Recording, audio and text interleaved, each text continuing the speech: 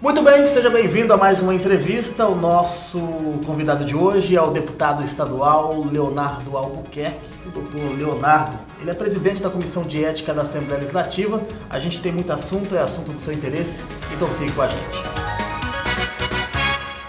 Deputado, seja bem-vindo primeiramente mais uma vez aqui no Repórter MT e obrigado por aceitar o convite. Eu que agradeço estar mais uma vez aqui, é uma honra, fico muito satisfeito por esse convite. Começar o ano, né? Primeira entrevista aí do ano, digamos assim, começar bem aqui no Repórter MT, que faz uma reportagem séria, leva boas informações, nos informa muito. Parabéns, obrigado pelo convite. Não vamos falar de assunto polêmico, porque o ano 2017 foi um ano bastante turbulento, principalmente na política.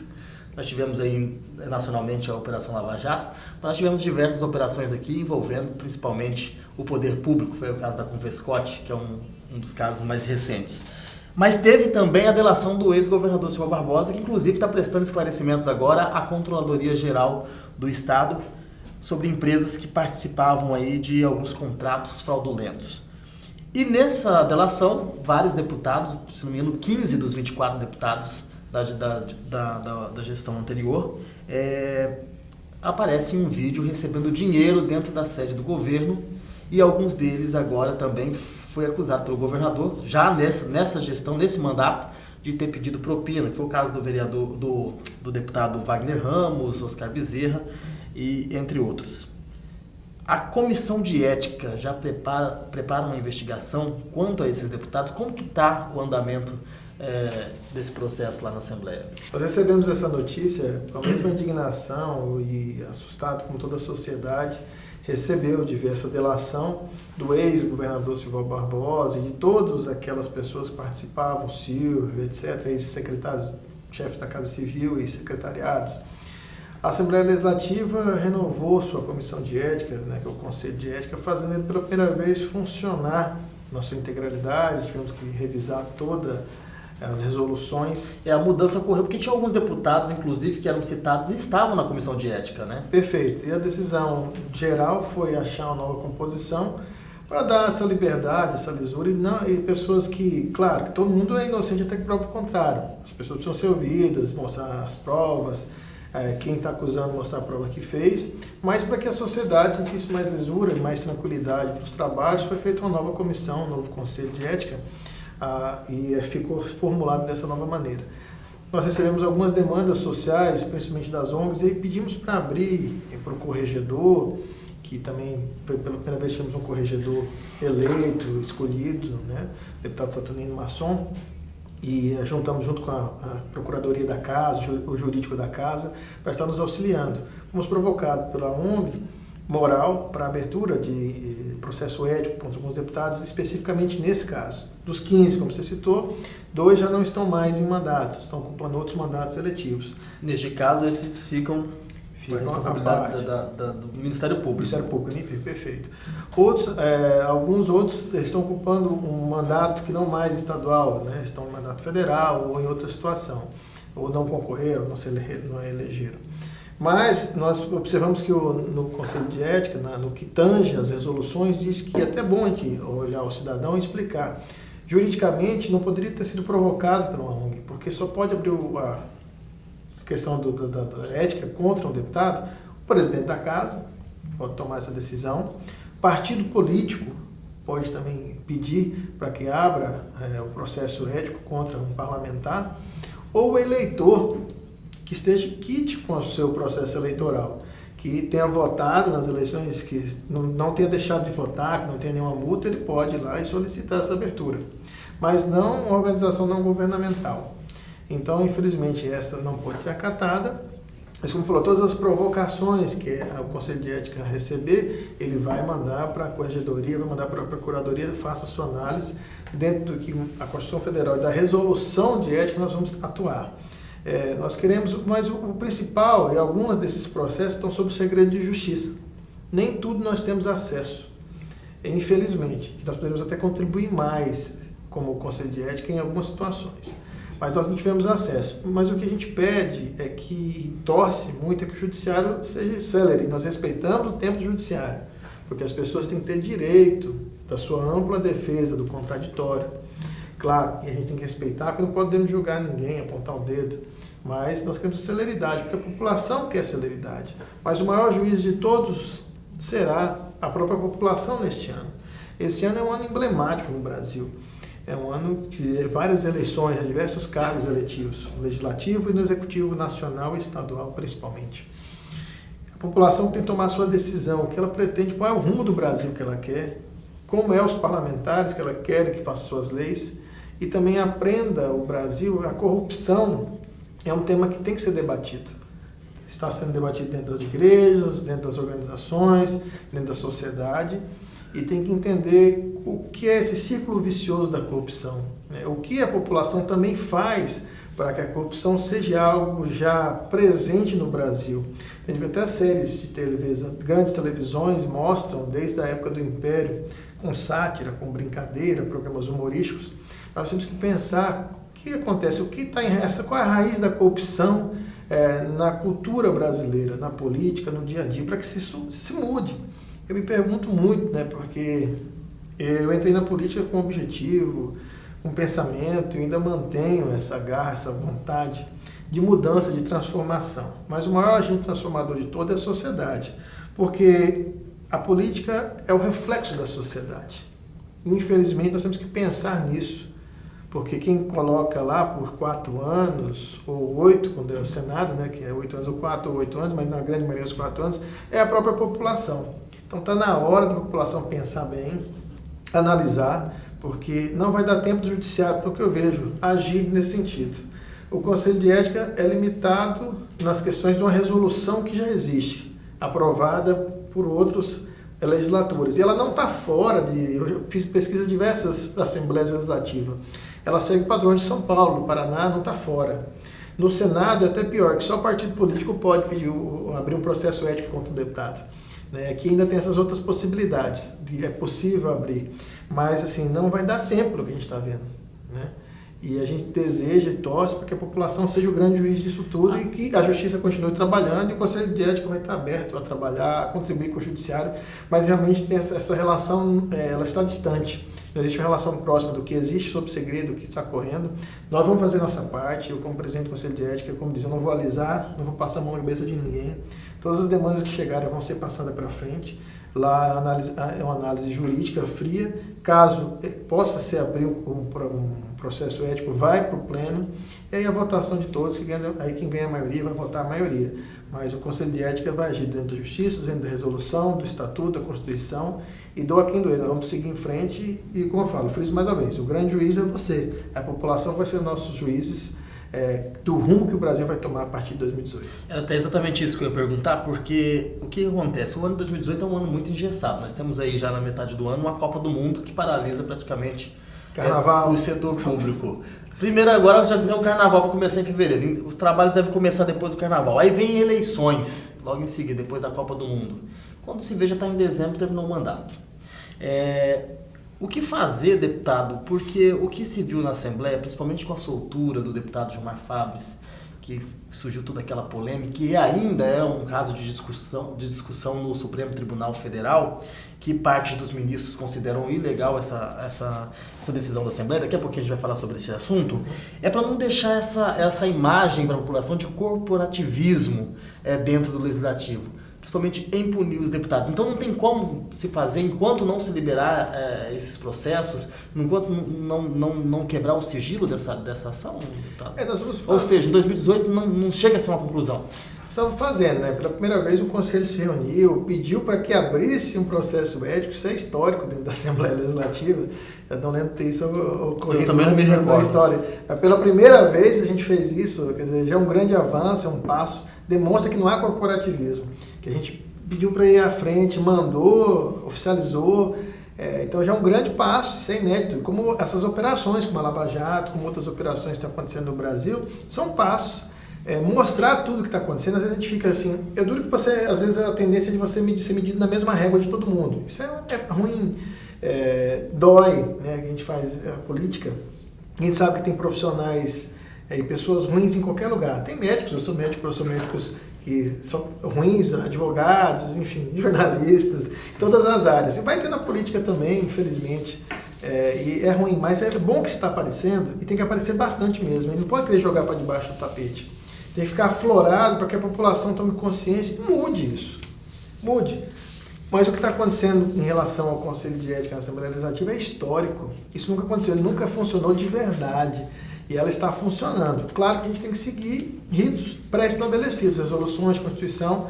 É igual várias leis ultrapassadas na parte de direito, pessoas ainda são presas e soltas. É o mesmo sentido, tem coisas que você é amarrado à lei, você não pode, então temos que cumprir as leis.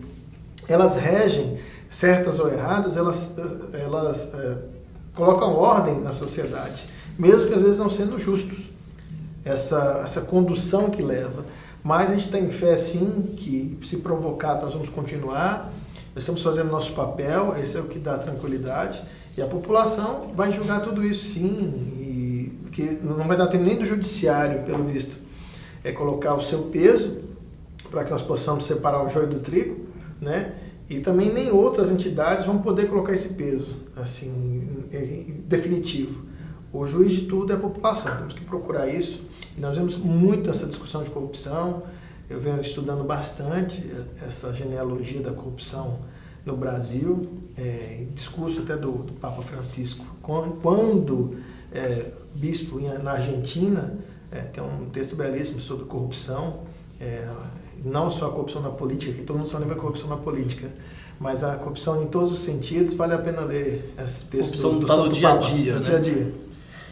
E vem por aí uma delação do ex-presidente da Assembleia, que esteve no mandato por mais de 20 anos, e é uma delação que está amarrada ainda na Procuradoria-Geral da República, mas deve mexer também esse ano com a Assembleia Legislativa, porque a informação é que temos que vem uma delação mais monstruosa do que a do ex-governador Silva Barbosa. O senhor já está preparado para isso? Isso desde o ano passado, 2017, vem nos bastidores dizendo que o deputado estadual José Riva, né, ex-presidente da Assembleia Legislativa, esteve lá há muitos anos na frente, conduzindo os trabalhos legislativos, mais de 2 décadas precisamente, e diz o bastidor que ele, na sua delação, seria maior, monstruosa do que a do próprio Silva Barbosa, porque é de um período só.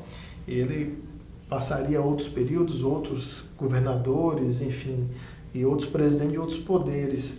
Então, muito no bastidor vem se falando, causou um burburinho, estamos aguardando, ansioso, não só eu como a sociedade inteira, ver como será, né, se realmente vai acontecer essa delação mesmo, como será, se vai acrescentar algo novo do que já foi dito pelo ex-governador. Enfim, estamos no aguardo, estamos preparados sim para o que vier, contribuir com o judiciário e dar seguimento ao que for preciso. Acho que mais a população aguarda mais essa delação esse ano, e esse ano é emblemático, como a gente já falou, o ano de 2018 é um ano emblemático, que ela receba essas denúncias e possa também dar espaço para as pessoas se defenderem, aqueles que, né, forem apresentados tenham tempo para se demonstrar se são culpados ou não, e a população que julgue. Mas eu acho que está sendo muito bem esperado, e esse ano é um divisor de água. Muita gente espera, alguns políticos esperam, para tomar espaço de outros, né, e alguns para se defenderem. Acho que o que mais está aguardando é a população tão ansiosa para a gente saber o conteúdo dessa delação. Deve ser uma eleição de muitos ataques, né? Porque de defesa e ataques, né, deputado? Porque o que vem por aí, o que vai sair de imagem, né, dessas eleições aí, não vai ser brincadeira. Até as fake news, né? Tá sendo muito. Inclusive alguns já começaram. Já começaram. Os fakes começaram, acho que vai ser uma campanha parecida com os Estados Unidos, que o Trump fez muito isso contra a Hillary. Diversas estratégias que lá não é considerado nada ilegal, mas estratégias que modificaram a campanha, que induziram também, não só pelo lado bom, como as mídias sociais, mas foi usado pelo lado ruim para levar a eleição do Trump. Muito se deve a diversas das estratégias que utilizaram usando mídias sociais. Isso deve ser inundado esse ano. A gente tem que ter cuidado e responsabilidade também, por isso o Conselho de Ética trabalha com tranquilidade, seguindo as leis, seguindo as normas, para não cometer... Até eu não posso emitir meu juízo de valor como presidente. Às vezes a gente não consegue segurar um pouco, mas não posso demonstrar o meu juízo de valor. Você fica impedido, né? Eu estou sendo parcial. Eu tenho que ser imparcial, seguir o que manda a lei. Mas, é como eu falo, também no aguardo, esperançoso para 2018 e ansioso também. Agora nós temos um fato novo que ocorreu aí na última semana, que é um vazamento de áudio do deputado estadual Jajá Neves, em que ele fala que o também deputado, o deputado licenciado Wilson Santos, atual secretário de cidades, tem exigido dele a verba indenizatória todos os meses. Inclusive no áudio ele disse que às vezes nem chega a vencer e o secretário já está cobrando essa verba indenizatória, o que seria ilegal. O Ministério Público já anunciou que vai fazer uma investigação desse suposto áudio para saber o que aconteceu. E a Assembleia também vai tomar conhecimento desse fato? Já tomou conhecimento? Como está? Eu fiquei sabendo pelas mídias locais, né, desse fato. Eu não ouvi o áudio, não ouvi nada nesse sentido, mas é muito sério, seríssimo essa informação que saiu. Temos que chamar os deputados envolvidos para que venham se esclarecer do fato, o que aconteceu, o que é isso, o que está acontecendo. Acho que não só os dois envolvidos, mas outros suplentes também, para saber, porque essa conduta é vedada, é ilegal, não pode acontecer, né? Isso cabe penas severas, e o Ministério Público com certeza já está acompanhando, né? E vai acompanhar, a comissão vai estar à disposição do Ministério Público, mas nós vamos chamar os deputados, esses dois citados e outros, para saber se essa conduta está acontecendo dentro da Assembleia Legislativa. E tem que chegar na nossa mão essa provocação. Não chegou nenhum áudio, não chegou nenhuma fita, não chegou nenhuma transcrição, não chegou nada ainda para o Conselho de Ética. É algo que a gente ouviu da reportagem, essa acusação. Então, assim, onde é que foi falado? Quem que gravou? O que aconteceu? Ninguém sabe, né? Realmente, o deputado falou, é ele que falou, o que está acontecendo? Acho que uma perícia. Uma perícia, tem que chamar para conversar. Mas só o fato de estar exposto na mídia já, deputado, não é o suficiente para a Comissão de Ética começar uma investigação? É uma maneira da gente começar ouvindo, né? Nem que o áudio está aí para todo mundo. Eu não tive ainda acesso ao áudio, eu não ouvi. Eu cheguei ainda, sinceramente, eu não ouvi o áudio ainda, estou atrasado. Mas não ouvi esse áudio ainda e nem os pormenores do áudio que aconteceu. Porque tem muita situação que acontece, como os fakes que nós falamos, tem muita situação que eu já vi uma pessoa na mídia ser julgada e no final das contas ter sua vida destruída, seu comércio destruído e no final descobrir que não era verdade. Eu vou colocar o senhor na saia justa aqui agora. Pode começar. Eu vou ouvir o áudio do Jajá Neves, já que o senhor não ouviu ainda, vai ser em primeira mão, senhor. Ouça o que ele diz sobre o Wilson Santos. Suplente, você conseguir meter uma nomeação, cai minha veia, eu tenho que devolver com ele, senão ele começa a me ligar 3 dias antes de cair, ele já me liga cobrando a meu dinheiro. Jajá Neves é dono da TV Mato Grosso, canal 27. Ouça onde ele utiliza o dinheiro público. Já viu uma emissora de TV que não tem uma publicidade? Eu sustento aquilo ali e pago com o dinheiro público que vem. A mídia que vem, você tem publicidade. Que publicidade eu tenho? A mídia que cai é do governo, ela cai por causa de mídia, por causa de mim.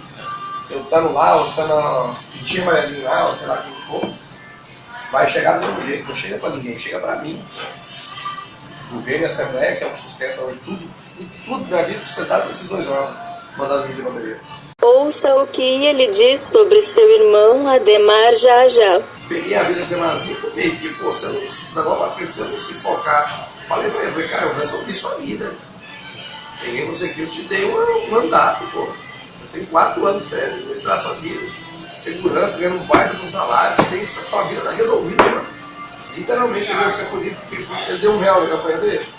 Pô, devendo até o aí, moço. Pra pagar a conta, gastando dinheiro, você não tem ideia, o prejuízo político para mim com essa eleição dele, que queimou eu. Deputado, é grave. É grave, obrigado realmente não tinha escutado aí. Primeiramente, só para, não sei se o senhor conseguiu entender, mas em caso dos repasses públicos para a emissora dele, ele fala claramente ali, supostamente um áudio do Jajá, a gente não está falando que seja ele, até porque precisa de uma perícia, mas supostamente o Jajá diz que ele recebe recursos públicos não é por causa da publicidade, mas sim por ele. Ou seja, vantagem devida. PI, né, que chama, né? Isso. PI, chama PI, que são essas verbas que a Assembleia, que o governo passa. Hoje, bem menos do que antigamente. Antigamente tinha uma relação muito ruim de valores acho que isso tinha que ter ficado até mais claro, a sociedade não acompanhou, por que uns recebiam milhões de reais e outros tão pouco. O interior foi massacrado, grave, sério. A gente vê que tem cortado, né, no áudio, acho que esse áudio, se a justiça tiver na sua integralidade, porque acho que está até cortado para não saber quem gravou, né? Exatamente. Para a segurança de quem fez, né? Então, se tem essa voz eletrônica, né, tipo do GPS, mas sério, gravíssimo.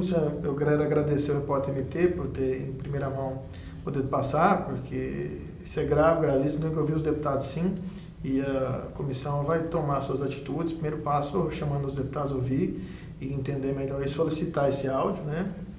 E conversar com o Ministério Público, e que o Judiciário vai ter todo o suporte necessário dentro da Assembleia para esta investigação, e que o deputado, no caso só ele que fala, né, ele que está fazendo a fala, possa se defender amplamente e esclarecer a sociedade. E o João Santos poder rebater também as Poder rebater também, né, Wilson, porque só ouvimos a fala de um, né, e que tem que ter a prova para acusar o outro.